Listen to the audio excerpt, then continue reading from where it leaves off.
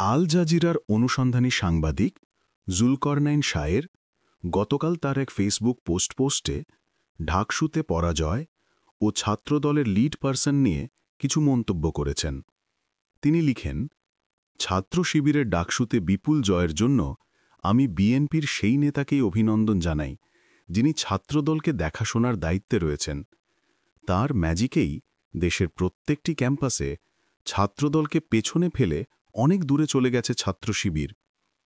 ৫ August পরবর্তী রাজনৈতিক পরিস্থিতিতে ছাত্র রাজনীতির ছকটাই যে উল্টে গেছে সেটা সম্ভবত নানা বাণিজ্যে অর্থাৎ পোস্টিং, পদোন্নতি এই জাতীয় ব্যস্তই নেতাটির শক্ত খুলি ভেদ করতে পারেনি।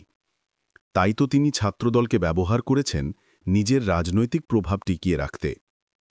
গত ১ বছরে ছাত্রদলের প্রধান কাজ ছিল শত শত কমিটি গঠন, আর সবাই জানত সেই কমিটিগুলোতে কোন পদের বাজার মূল্য কত। শিবির শিক্ষার্থীদের মন জিতেছে বাস্তব সমস্যার সমাধান করে। টিউশন, ভাতা, এমনকি নিত্যদিনের নানা ভোগান্তির অবসান পর্যন্ত শিবিরের নিখুঁত পরিকল্পনার অংশ ছিল। ছাত্রদলের তা ছিল না, এবং কোনো পরিকল্পনার আগ্রহ তার ছিল বলে কখনো মনে হয়নি। যখন শিবিরের কর্মসূচি ছিল নতুন ও সৃজনশীল, তখন ছাত্রদলের ছাউনি ছিল নিরানন্দ ও একঘেয়ে। শিবিরের অনুষ্ঠানে সাধারণ শিক্ষার্থীরা এসেছে, ছাত্রদলের সভা জমেছে শুধু দলীয় লোক দিয়ে। শিবির দেখিয়েছে সততা, ছাত্রদলের শীর্ষ নেতৃত্ব হেঁটেছে ক্ষমতা আর অর্থের পিছনে। শিবির সম্মান করেছে যোগ্যতাকে, ছাত্রদল পুরস্কৃত করেছে অন্ধ আনুগত্যকে। কেবল একজন বিএনপি নেতা যেন গোটা দলের ভবিষ্যৎ ধ্বংস করার নীল নকশা এঁকে ফেলেছেন। তিনি এমনকি জাতীয়তাবাদী শিক্ষক ফোরামকেও নিয়ন্ত্রণ করেন।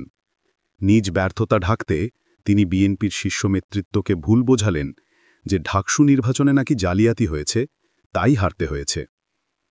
যদি ছাত্রদলকে এখনই এই মাফিয়া ধাঁচের নেটাটির কবল থেকে মুক্ত না করা হয়, তাহলে ছাত্রদল তো বটেই, পুরো বিএনপি ভয়াবহ বিপদের মুখে পড়বে।